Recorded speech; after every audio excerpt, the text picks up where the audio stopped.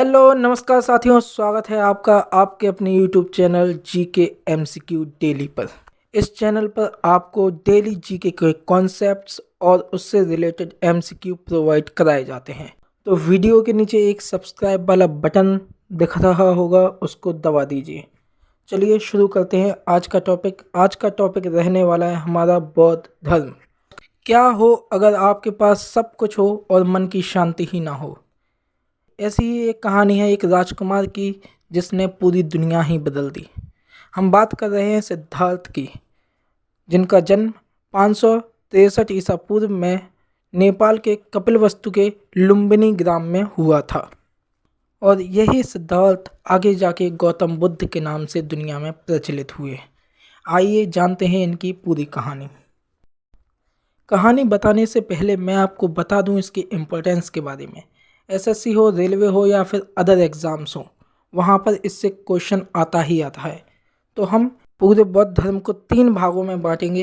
पहला सिद्धार्थ के बारे में जानेंगे, फिर बौद्ध धर्म के बारे में जानेंगे, बौद्ध संगतियों के बारे में जानेंगे। तो बात करते हैं सिद्धार्थ की। तो जैसा हमने जाना कि सिद्धार्थ का जन्म 563 ईसा पूर्व में लुम्बिनी ग्राम में हुआ था। इनके पिता का नाम था शुद्धोधन, जो कि शाक्य कुल के क्षत्रिय थे। इनकी माता का नाम महामाया था, जो कि कौलिय वंश की थी। गौतम बुद्ध के जन्म के 7वें दिन ही इनकी माता की मृत्यु हो जाती है और इनका पालन पोषण इनकी मौसी प्रजापति गौतमी ने किया।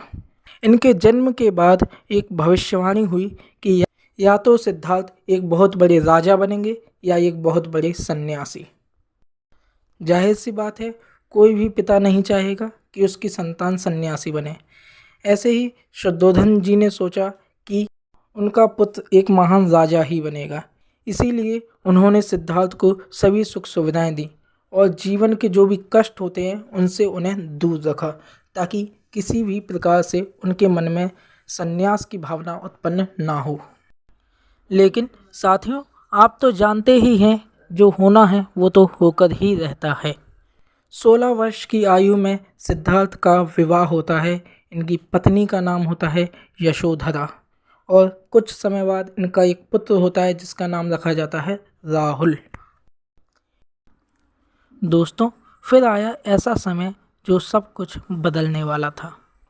एक बार गौतम बुद्ध अपने सारथी चन्ना और घोड़े कंथक के साथ नगर भ्रमण के लिए निकले और नगर भ्रमण में उन्होंने 4 चीज़ें देखी। एक बूढ़ा आदमी, एक बीमार व्यक्ति और फिर एक मृत शरीर और फिर एक साधु। उन्होंने देखा कि सभी दुखी हैं, सिर्फ एक साधु ही है जो बस अपनी मस्ती में मस्त है। और यही वो टर्निंग पॉइंट था जहाँ सिद्धार्थ की बिल्कुल पूरी तरह से सोच बदल गई। सिद्धार्थ ने 29 वर्ष की आयु में गृह त्याग कर दिया। इस घटना को बौद्ध धर्म में महाभिनिष्क्रमण कहा जाता है।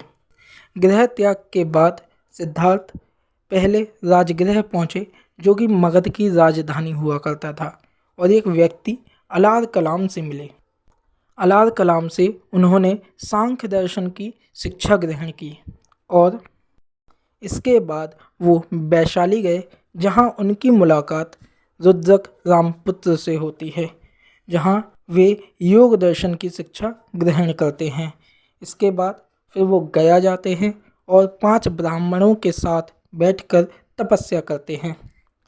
कठोर तपस्या करते हैं कि इससे उनका शरीर दुर्बल हो जाता है। 5 ब्राह्मणों के साथ उन्होंने 1 साल तप किया और 1 साल बाद 5 ब्राह्मण उन्हें छोड़कर चले गए। इसके बाद 6 वर्ष की तपस्या के बाद इन्हें गया में ही निरंजना नदी के तट पर पीपल वृक्ष के नीचे महाज्ञान की प्राप्ति हुई। और जब इन्हें महाज्ञान की प्राप्ति हुई तो इस घटना को बौद्ध धर्म में निर्वाण कहा जाता है। महाज्ञान प्राप्त होने के बाद इन्हें बुद्ध और तथागत भी कहा जाने लगा। महाज्ञान की प्राप्ति के बाद उन्हें समझ आया कि जीवन में दुख हैं, दुख का कारण भी है और दुख खत्म भी हो सकता है और उसका एक रास्ता भी है। और यही बौद्ध धर्म में बाद में आगे चलकर 4 आर्य सत्य कहलाए। और उस रास्ते को उन्होंने बताया, सही सोच, सही बोल और सही कर्म, यानी एक ऐसा जीवन जो संतुलन में हो। बुद्ध ने लोगों को अपने उपदेश दिए और उपदेश की भाषा उन्होंने जन सामान्य की भाषा पाली को चुना। बुद्ध ने अपना प्रथम उपदेश सारनाथ में दिया और इसी को बौद्ध धर्म में धर्म चक्र परिवर्तन कहा गया। सर्वाधिक उपदेश इन्होंने कौशल देश की राजधानी श्रावस्ती में दिए।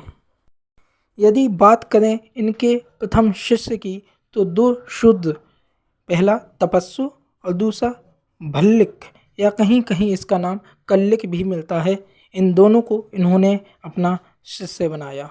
और यदि महिला शिष्य की बात की जाए तो इनकी प्रथम महिला शिष्या इनकी मौसी प्रजापति गौतमी ही थी। दोस्तों, आपको मैं बता दूं कि शुरुआत में बौद्ध मठों में महिलाओं के प्रवेश की अनुमति नहीं थी, लेकिन आनंद के आग्रह और उनकी मौसी के दृढ़ विश्वास के कारण उन्हें महिलाओं को भी बौद्ध मठ में आने की अनुमति देनी पड़ी। गौतम बुद्ध के प्रधान शिष्यों की बात करें तो आनंद और उपाली थे। जीवन के अंतिम समय में बुद्ध कुशीनगर पहुँचे। कुशीनगर में ही इन्होंने अपना अंतिम उपदेश अपने शिष्य चुंद लोहार को दिया और कुशीनगर में ही इनकी मृत्यु हो जाती है। इनकी मृत्यु की घटना को महापरिनिर्वाण कहा जाता है। इनकी मृत्यु 483 ईसा पूर्व में होती है।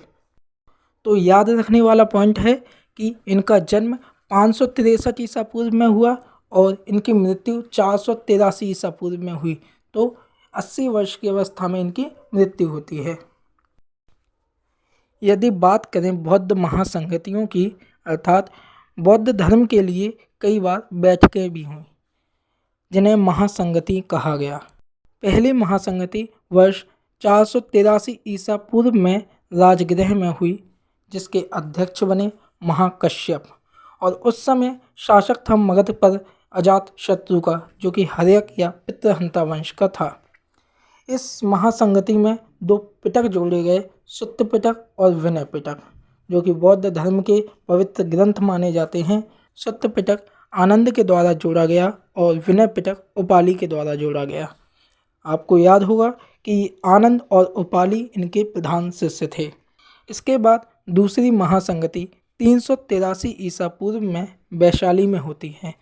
इसके अध्यक्ष साब कमीर थे उस समय, और उस समय मगध का शासक कालाशोक था, जो कि शिशुनाग वंश का शासक था। इस समय बौद्ध धर्म के अनुयायी 2 श्रेणियों में विभाजित हो गए, स्थावीर और महासंघिक। स्थावीर का अर्थ है पुराने, अनुभवी या ज्येष्ठ भिक्षु, जबकि महासंघिक का अर्थ है महान संघ के सदस्य। तो आई होप आपको समझ में आया होगा। इसके बाद तीसरी महासंगति होती है 251 ईसा पूर्व में। ये होती है पाटलिपुत्र में, और इस समय अध्यक्ष होते हैं मोगलीपुत्र तिस्य, और शासक होता है मगध का अशोक, जो मौर्य वंश का शासक रहता है। इनके द्वारा बौद्ध धर्म में तीसरा पिटक जोड़ा गया, जिसे कहते हैं अभिधम्म पिटक। इसके रचनाकार यही इनके अध्यक्ष मोगलीपुत्र तिस्य थे। तो अब 3 पिटक हो गए बौद्ध धर्म में, सुत्त पिटक, विनय पिटक और अभिधम्म पिटक। इन्हें बौद्ध धर्म में सम्मिलित रूप से त्रिपिटक कहा जाता है। इसके बाद होती है चौथी महासंगति 78 ईस्वी में। दोस्तों, आशा करता हूँ कि आपको पता हुआ कि ईसा पूर्व और ईस्वी में क्या अंतर होता है। अगर नहीं पता तो बता देता हूँ। ईसा पूर्व ईसा मसीह के जन्म के पहले का समय है, जबकि ईस्वी ईसा मसीह के जन्म के बाद का समय है। तो चौथी महासंगति हुई 78 ईस्वी में। ये होती है कश्मीर के कुंडल वन में, और इस समय अध्यक्ष होते हैं वसुमित्र और अश्वघोष। इस समय शासक था कुषाण वंश का शासक था कनिष्क, और इस समय चौथी बौद्ध महासंगति में बौद्ध धर्म 2 भागों में बट जाता है, पहला हीनयान और दूसरा महायान। इसके बाद बौद्ध धर्म में कुछ एक्स्ट्रा पॉइंट्स भी हैं, तो आइए इन्हें जान लेते हैं। तो साथियों, अगर आप अभी तक वीडियो पर बने हुए हैं तो आखिरी तक बने रहिए, और अगर आपको वीडियो अच्छा लग रहा हो तो लाइक भी कर दें। बात करते हैं बौद्ध धर्म के त्रिरत्न की। तो बौद्ध धर्म में 3 रत्न हैं, बुद्ध, धम्म और संघ। और बात करें 4 आर्य सत्य की, जो कि अभी हमने सुने थे। दुख, दुख समुदाय, दुख निरोध गामिनी प्रतिपदा। और इन सभी सांसारिक दुखों से मुक्त होने के लिए बुद्ध ने अष्टांगिक मार्ग की बात कही। और ये अष्टांगिक मार्ग के साधन हैं, पहला सम्यक दृष्टि, दूसरा सम्यक संकल्प, तीसरा सम्यक वाणी, चौथा सम्यक कर्मांत, पांचवा सम्यक आजीव, छठवां सम्यक व्यायाम, सातवां सम्यक स्मृति और आठवां सम्यक समाधि। अगर आपको ये अष्टांगिक मार्ग याद करने में कोई दिक्कत है तो आप कुछ इस प्रकार याद कर सकते हैं कि 10वां व्यायाम आकर करता हूँ। तो दा से हो जाएगा दृष्टि, सा से हो जाएगा संकल्प, वा से हो जाएगा वाणी, आ से हो जाएगा आजीव, व्यायाम सम्यक व्यायाम हो जाएगा, आकर कर में आ जाता है कर्मांत। ठीक है, तो आजीव, कर्मांत और व्यायाम। इसके अलावा 2 और होते हैं, स्मृति और समाधि। तो आप इससे इजीली याद रख सकते हैं। 2 और पॉइंट्स जान लीजिए जो कि काफ़ी महत्वपूर्ण है परीक्षा की दृष्टि से।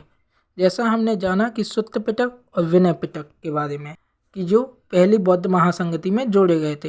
लेकिन सुत्त पिटक में है क्या? तो सुत्त पिटक में महात्मा बुद्ध के धार्मिक विचार, संवाद और उपदेशों का संग्रह है, और इसके संकलनकर्ता आनंद हैं। और जबकि विनय पिटक में बौद्ध संघ के नियम, अनुशासन और जिसमें भिक्षु भिक्षुणियों के दैनिक जीवन के आचरण के नियम हैं, वो विनय पिटक में है। जो बौद्ध भिक्षु होते हैं उनसे रिलेटेड जो नियम होते हैं उसमें है, और इसके संकलनकर्ता उपाली माने जाते हैं।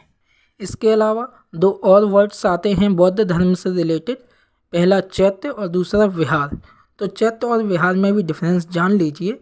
चैत्य बौद्ध भिक्षुओं के लिए पूजा कक्ष या प्रार्थना का स्थान होता है, जबकि जो विहार है वो उनके रहने का स्थान होता है।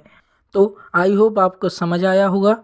अगर आप इससे रिलेटेड टेस्ट या MCQ टेस्ट जो होता है वो देना चाहते हैं तो कमेंट सेक्शन में एक लिंक है, उस पर आप जैसे ही क्लिक करेंगे तो उसमें आपको अपना नाम डालने को आएगा। तो नाम डालकर आप अपना टेस्ट दीजिए।